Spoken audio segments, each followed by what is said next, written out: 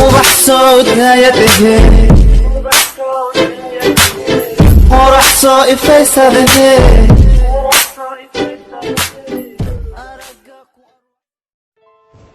toban waxyaabood uu sameeyo qof adiga ku jecel ee ka qarsada.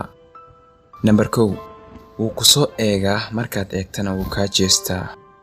Marka ugu horeysa ee uu qofka helo wuxuu in badan iska jecel yahay inuu indhaha kugu hayo oo ku arko adiga. waxaad arki doontaa qofkaas inuu ku soo eegayo. tani waa calaamad ku sheegi karta qofkaas inuu ka helay.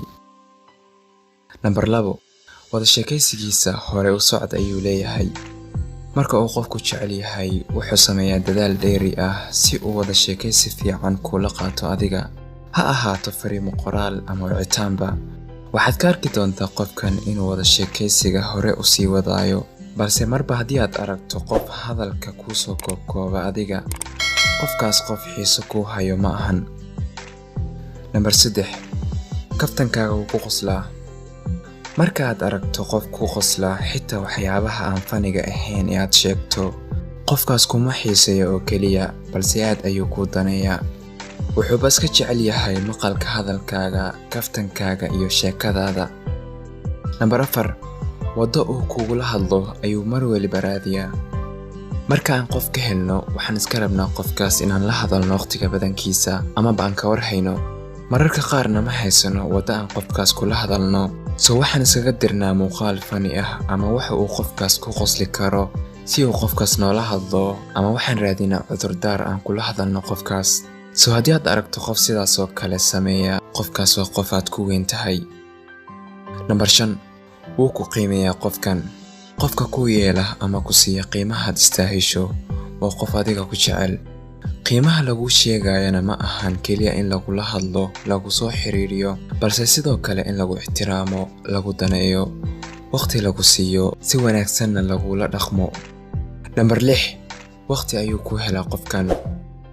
haddii aad aragto qof marka uu mashquulsan yahay xitaa waqti ku heli kara adiga, amaba ku sheega inuu mashquul yahay markuu ka soo dhamaadana horey ka soo raadiya, taas waa calaamad weyn inuu aad ku daneeyo ama ku jecel yahay adiga. Number 7 wuu xusuusan karaa waxyaabaha muhiimka ah ee aad u sheegtay. ka soo qaad qofkan markaad isbaranayseen waxaad u sheegtay qiso yar oo adiga kugu dhacday, dan waqti dheer kadib ayaad sheekadii u soo hadal qaaday. haddii uu wax badan ka xusuusan karo sheekadaas, waxaa la dhihi karaa qofkaas waa qof si fiican ku dhageysta, sheekooyinkaagana xiiseeya. haddii uu xusuusan karo waxyaabaha kugu muhiimsan sida dhalashadaada iyo wixii la mid ah, qofkaas waa qof aad ku daneeya. Number 8 wuxuu diyaar u yahay inuu ku caawiyo adiga. hadday wax ku qabsadaan ama baad u baahato qof aad dhibaatooyinkaaga u sheegato, waa ku diyaar qofkan, wuxuuna diyaar u yahay inuu ku caawiyo inta uu awoodo. Number 9 wuxuu jecel yahay inuu waqti kula qaato. wuxuu isku dayaa inuu waqti kula qaato. rajadiisa ugu weyn waxay tahay inuu kula jiro adiga. inuu adiga waqti kula qaatana qofkan maalintiisa ayay u qurxisaa.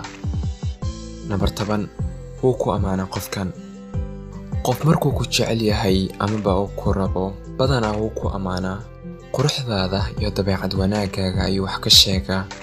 laga yaabee inay gabdhaha badanaa amaanin wiilasha, laakiin wiil haddii uu gabar jecel yahay wuu amaanaa ayada. haddii aad qof ku aragto ugu yaraan 5 calaamadood oo ka mid ah calaamadahaas, qofkaas u badi inuu ku jecel yahay. way jiraan calaamado kale badan, laakiin intaas ayaan soo qaadanay.